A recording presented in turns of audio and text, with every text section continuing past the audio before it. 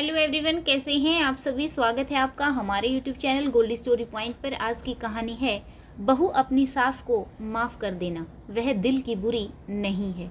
जो भी चैनल पर नए आए हैं, चैनल को लाइक, शेयर और सब्सक्राइब करना न भूलें। घंटी का बटन दबाकर ऑल आइकन ज़रूर प्रेस करें ताकि हमारी आने वाली कहानियों की नोटिफिकेशंस आप तक पहुंचती रहे। कमेंट बॉक्स में एक कमेंट ज़रूर करें ताकि हमारा मनोबल बढ़ता रहे। तो चलिए शुरू करते हैं आज की एक और नई बेहतरीन कहानी। रमोला जी अपने दोनों बेटों और बेटी मोहिनी के साथ शॉपिंग करने जा रही थी। एक महीने बाद उनकी बेटी मोहिनी की शादी है, तो उन्होंने बहू गायत्री से कहा, बहू हम शॉपिंग करने जा रहे हैं, दरवाज़ा लगा लो और रात के खाने में कुछ बढ़िया बनाकर रख लेना। गायत्री ने उत्साहपूर्वक कहा, माँ जी आप लोग ज्वेलरी और साड़ियाँ लेने जा रहे हैं, क्या मैं भी साथ चलूँ? रमोला जी ने टका सा जवाब दे दिया, तुम घर पर ही रहो, तुम्हें क्या पता शॉपिंग क्या होती है। गायत्री की आंखें डबडबा गई। यह देखकर उसके पति ने अपनी माँ से कहा तो उसे भी रमोला जी ने चुप करा दिया और बोली, तुम्हारी शादी भी तो अभी साल भर पहले ही हुई है, तब भी सारी शॉपिंग मैंने और मोहिनी ने ही की थी। बहू को घर ही रहने दो, शादी का घर है, कोई मेहमान पीछे से आया तो वह देख लेगी। आज उन्हें ज्वेलरी लेनी थी, इसलिए ससुर मोहनलाल जी भी साथ गए थे, वरना ससुर और बहू घर पर ही रहते हैं। बाकी सभी लोग हर दूसरे दिन खरीदारी करने जाते हैं। शॉपिंग करके आने के बाद रमोला जी ने गायत्री से कहा, बहू हमारे यहाँ रिवाज है कि ननंद की शादी में बहू के मायके से मुख्य रिश्तेदार महिलाओं के लिए साड़ियाँ आती हैं, तो अपनी माँ को बता देना, हमारे स्टेटस का ख्याल रखकर ही साड़ियाँ ले, और मेरी बेटी मोहिनी का गिफ्ट भी अच्छा होना चाहिए। गायत्री का मायका रसूखदार था। उसने अपनी सास माँ को बताया तो माँ ने कहा, बेटी तुम चिंता मत करो, हम अपनी तरफ से सभी सामान यथोचित खरीद लेंगे। गायत्री की ननद की शादी की तारीखों में गायत्री की भाभी की डिलीवरी की डेट भी पड़ रही थी, तो गायत्री की माँ ने उसके भाई शिवम के हाथों सारा सामान, जिसमें परिवारजनों के लिए कपड़े, रिश्तेदार महिलाओं के लिए साड़ियाँ, मोहिनी के लिए एक भारी पेंडेंट सेट भिजवा दिया। शिवम शादी वाले दिन गायत्री की ससुराल पहुंचा ही था कि उसे घर से फ़ोन आया। माँ ने बताया कि गायत्री की भाभी के लेबर पेन शुरू हो गए हैं, जिस कारण शिवम को जल्दी ही हॉस्पिटल पहुंचना था। शिवम ने शादी में शामिल होने में असमर्थता जताई और मोहनलाल जी को रमोला जी से सभी बात बताकर तुरंत ही जाने की आज्ञा मांगी। रमोला जी को माँ द्वारा भेजा सामान आदरपूर्वक चरण स्पर्श करके शिवम उल्टे पांव ही घर लौट गया। इधर रमोला जी ने जैसे ही अपने रूम में जाकर सभी सामान खोलकर देखा तो उनकी त्योरियां चढ़ गई।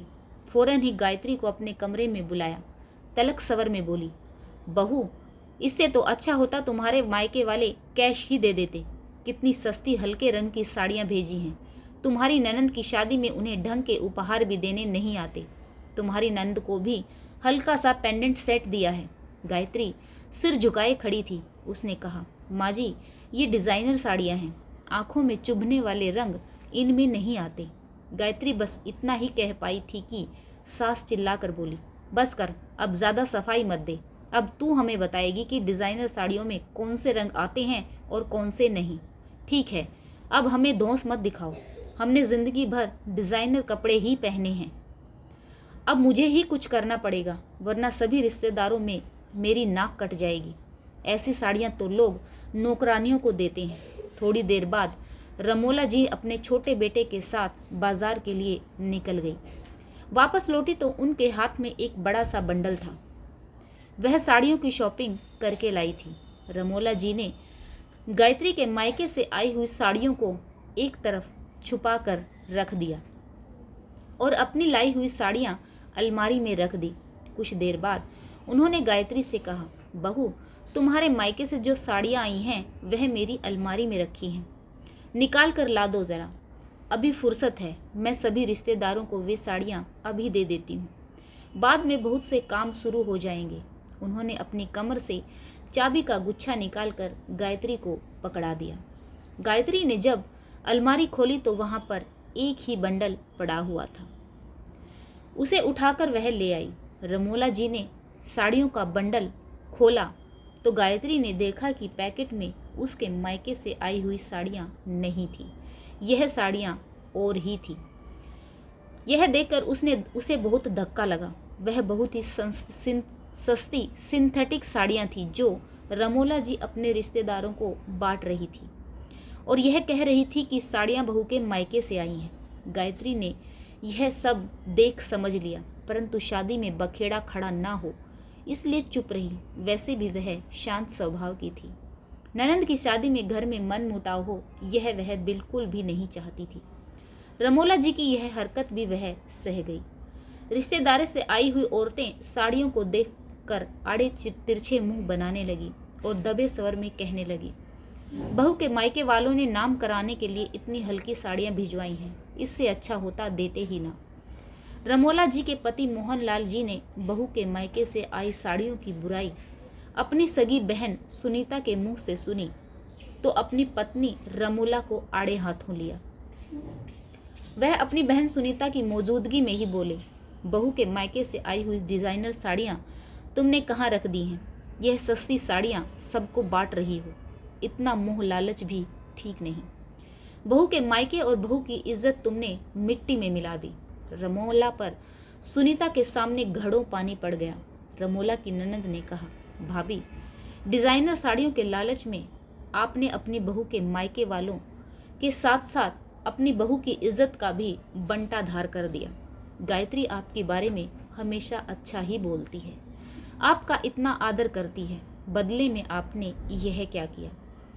सोचो कल को यदि ऐसी ही स्थिति तुम्हारी बेटी मोहिनी के साथ उसके ससुराल में की जाए तो आपको कैसा लगेगा? गायत्री के मायके वालों ने अपनी तरफ से बढ़िया डिज़ाइनर साड़ियाँ दी, कुंदन का सेट दिया और अपनी तरफ से उन्होंने बहुत खर्चा भी किया, लेकिन आपने महंगी साड़ियाँ छुपाकर रिश्तेदारों की महिलाओं को सस्ती साड़ियाँ बांटकर उन लोगों की इज्जत पर पानी फेर दिया। जब उन्हें यह बात पता चलेगी तो उनकी नज़रों में आपकी क्या इज्जत रह जाएगी? थोड़ी देर बाद रमोला जी सभी रिश्तेदार महिलाओं को डिज़ाइनर साड़ियाँ देती घूम रही थी, यह कहते हुए कि न जाने कैसे उन्होंने वह सिंथेटिक साड़ियाँ बांट दी। इस पैकेट में घर के काम काज करने वाली महिलाओं और नौकरानियों के लिए साड़ियाँ थीं।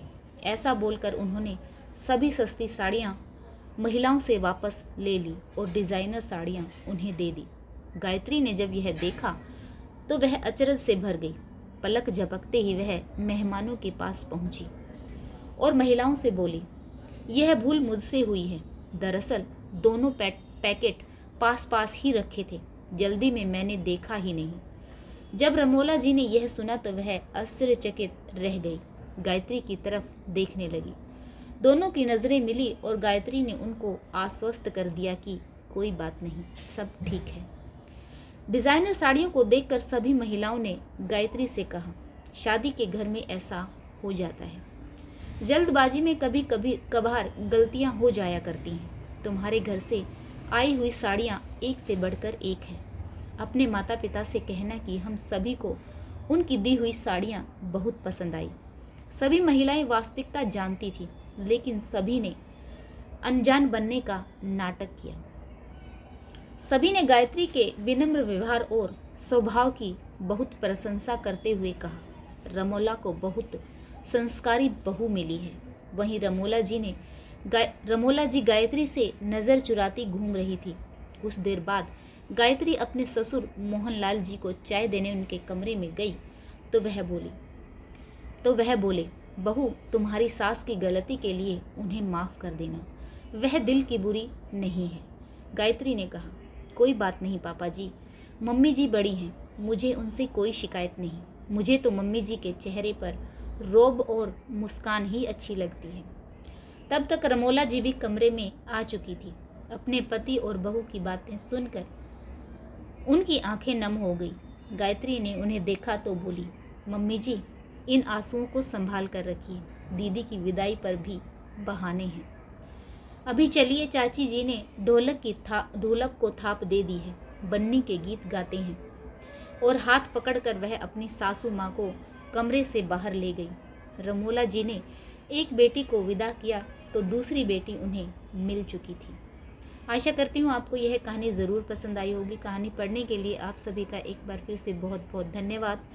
कहानी कैसी लगी यह कमेंट बॉक्स में लिखकर ज़रूर बताएं, अपनी प्रतिक्रिया ज़रूर दें, क्योंकि आपका एक कमेंट हमारा मनोबल बढ़ाता है और नई नई कहानियाँ लिखने के लिए प्रेरित करता है। तो चलिए, जय हिंद, वंदे मातरम, भारत माता की जय, जय जवान जय किसान। मिलते हैं कल एक और नई बेहतरीन कहानी के साथ। जय हिंद।